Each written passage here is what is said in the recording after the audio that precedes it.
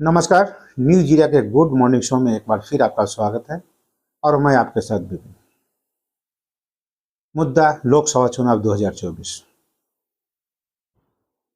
BJP बनाम विपक्ष और इस बार विपक्ष का अगुवा बने हैं बिहार के मुख्यमंत्री नीतीश कुमार।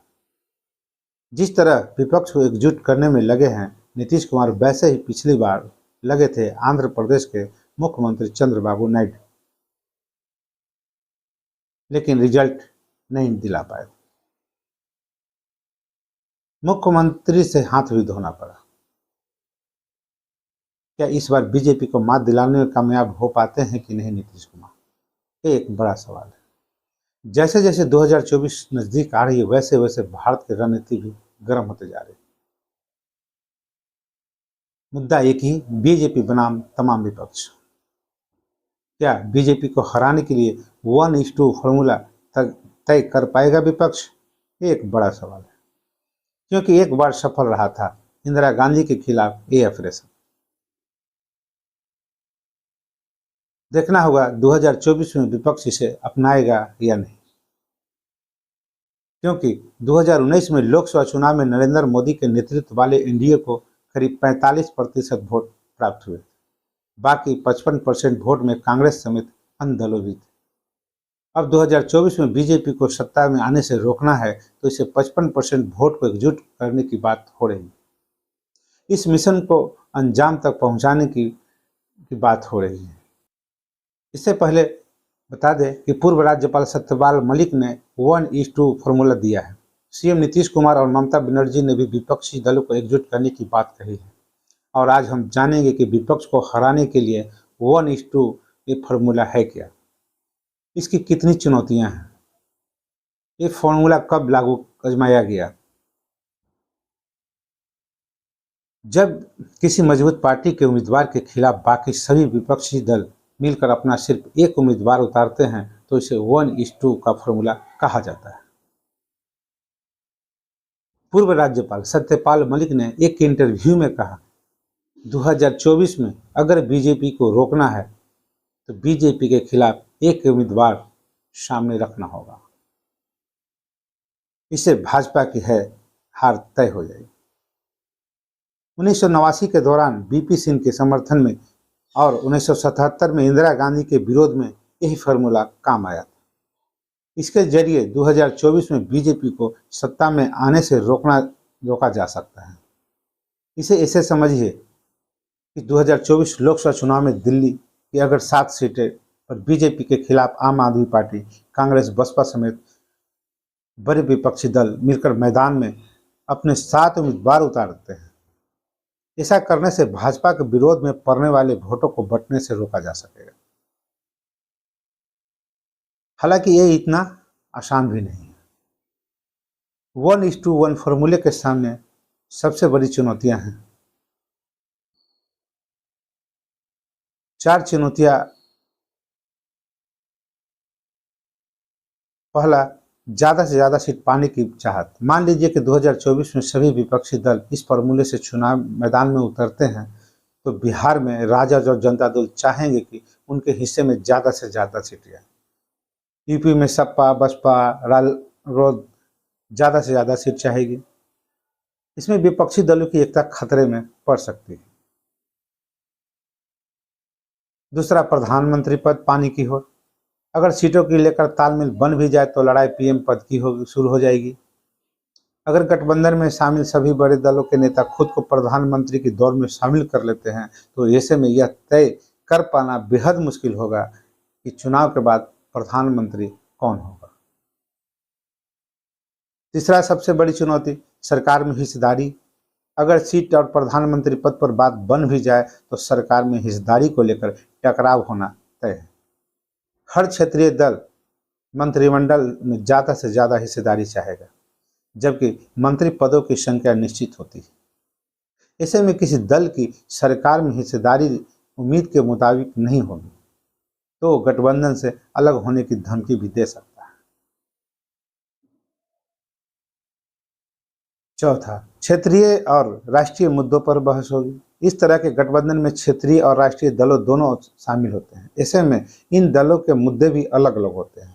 ये विचारधारा और काम दोनों के स्तर पर हो सकते हैं। जैसे विचारधारा के स्तर पर कांग्रेस वीर सावरकर को विरोध करती है, जबकि शिवसेना और एनसीपी कांग्रेस नेताओं ने की नज़र में वो सम्मानित है।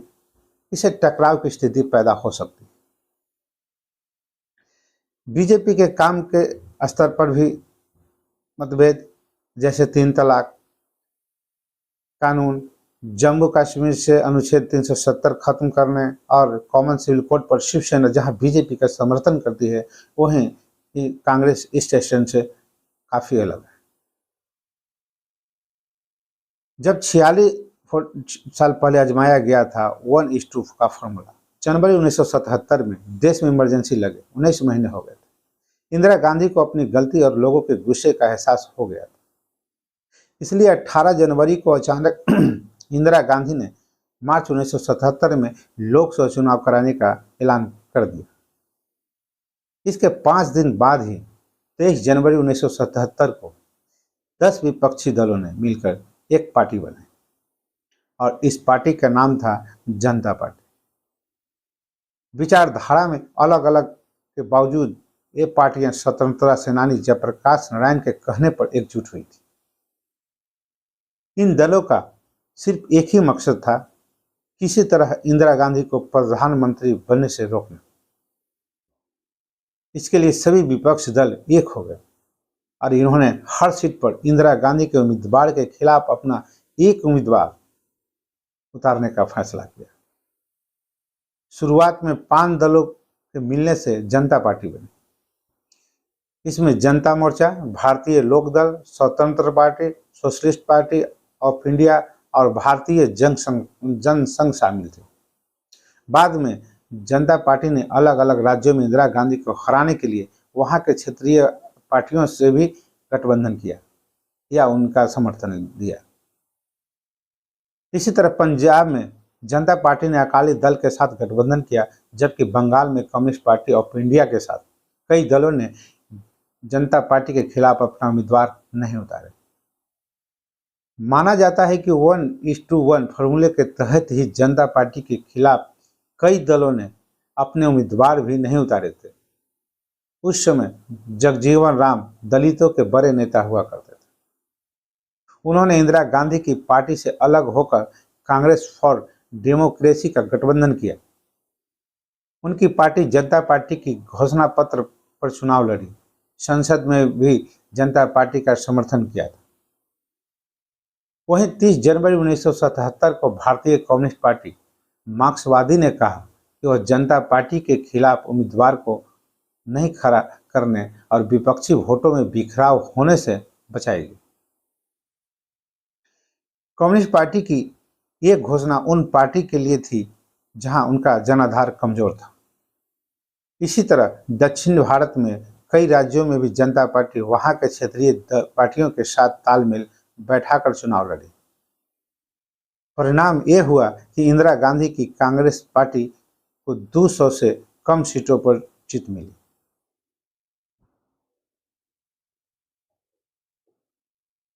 इसी तरह 1989 में इसी फॉर्मूले से राजीव गांधी को हराकर बीपी सीपीएम बने।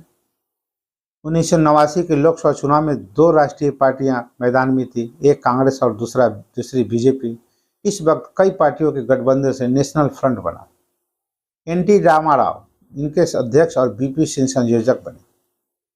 नेशनल फ्रंट मुख्य रूप से जनता दल और भारतीय कांग्रेस समाजवादी पार्टी के साथ आने से बना था।